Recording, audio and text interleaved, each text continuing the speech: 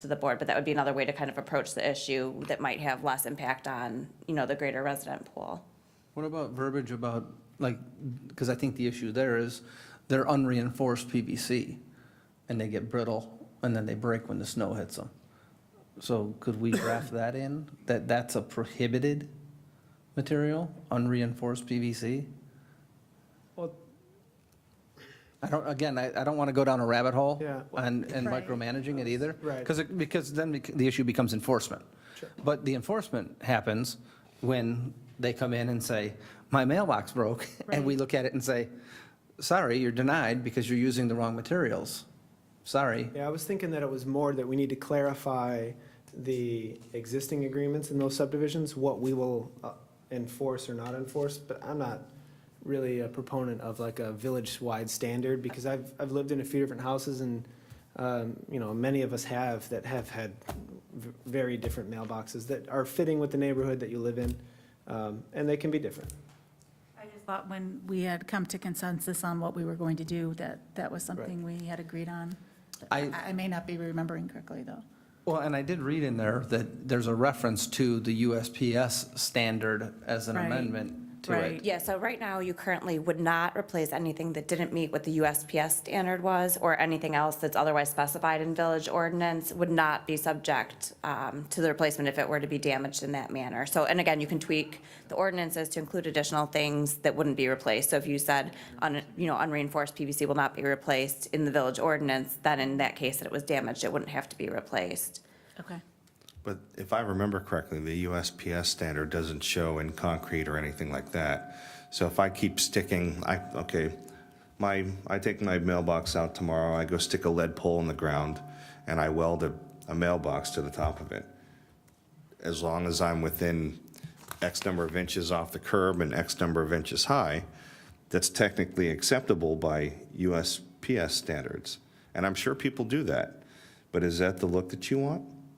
That's where the HOA ordinances or rules and guidelines come Please in. don't do that. Yeah. Well, I'll Now, try. if you lived in the country and you live in a farm area, then sure, it might be fitting there. In Old Town, they're up on the house. Yeah, why should I and my neighbors and all of them on the east side here, Arbor Ridge, and everybody's got a mailbox, on their house. We're not talking about that, though. I know, why should I pay for way out there, because their mailboxes are 15 years old? But I admit Well, the that's- $75 I'm fine with. That's part of creating a standard, and I'm fine with the $75 too, we've already talked about that.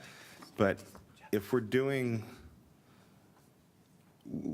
so we just heard, okay, we're not going to create a standard, but we're going to eliminate the ones that we don't want. Okay, let's just figure out what we want and eliminate everything else. That's creating a standard. I think that's a different, I don't Yeah, mind having that I didn't mean conversation. to open up the but I can of think that was worms and different than. rehash this, but. This was, our whole discussions over 3 board meetings has been with regards to reimbursement if your Right. mailbox is hit. Right. If we want to talk about a village-wide standard for mailboxes, we can do that.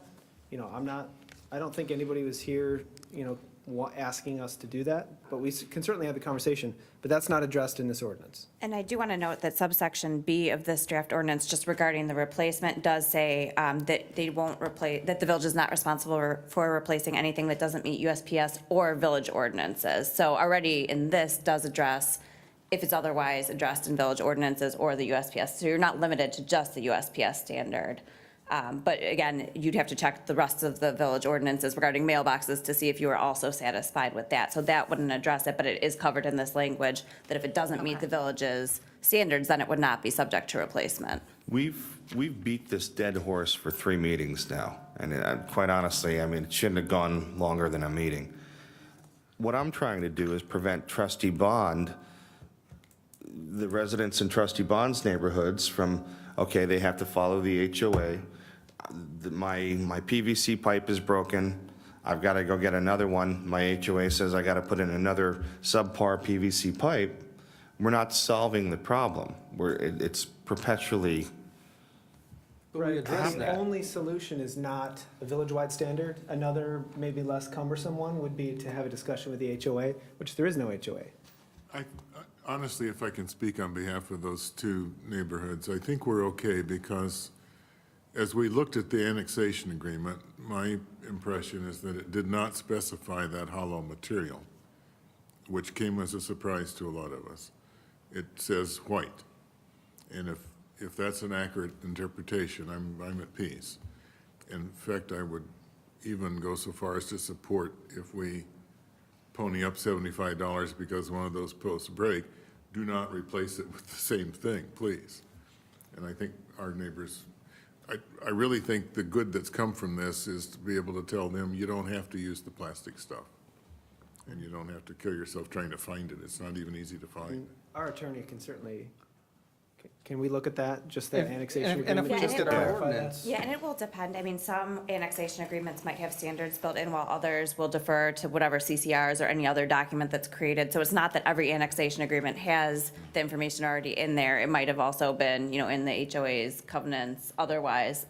So amending an annexation agreement is very different than, speaking with an HOA and having them change their internal And standards. it's okay or acceptable for us to have, this is how we're going to enforce Foxmore, Fairfield, based on your annexation agreement, because we're the ones that enforce the annexation agreement. Nobody else is there in Foxmore to do that. Well, and I drove around out there and we're clearly not enforcing now because there's black mailboxes, there's wrought iron mailboxes, there's all kinds of different mailboxes out there now, which are in clear violation of it. So, and again, I'm not saying that I want the mailbox police to go out there and start writing tickets, but I think we could revisit the village ordinance maybe and look at what it does say, and if we can put something in there about solid materials just to give us a leg to stand on about flimsy materials or non-supportive materials, that we might be able to just put a line or two in the village ordinance to give it a little tooth.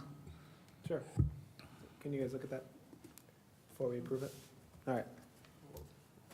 Trying to say if that would be part of this ordinance, or if that would be. Well, there's a section in there where it mentions the USPS standard, but Yeah. something that just says it should be structurally sound to withstand snow from our plows. Yeah, Okay. if you build them out of toothpicks, we're not fixing them. So, I think staff did a good job of organizing our conversation on this and putting it into writing. yeah, I will say, I know it took a few meetings, and this is the first time we've seen a draft ordinance of an issue that's really not,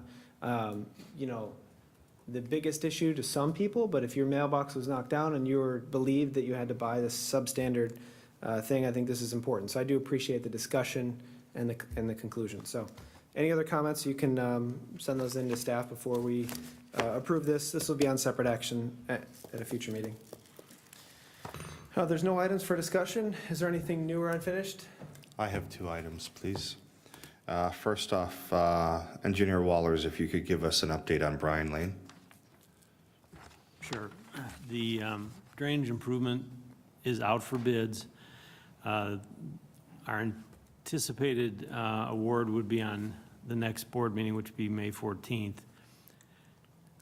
We are going to be checking in with ComEd next week to determine what the status of our permit is, and depending on what we learn from our contact with ComEd, it may be that we extend our bid deadline so that we can get a little bit closer to closure on that permit. I'd like to be able to give the bidders a pretty clear understanding of when the start date may be so that we can get our bids, the best bids we can for the village. So what we'll do is, depending on what we learn from ComEd, if we need to extend the bid date, then we would issue an addendum in that period. So if that happens, then we'll put it in the notes that that extension's been granted. But right now, we're planning on bids due on May 4th and then award on the 14th.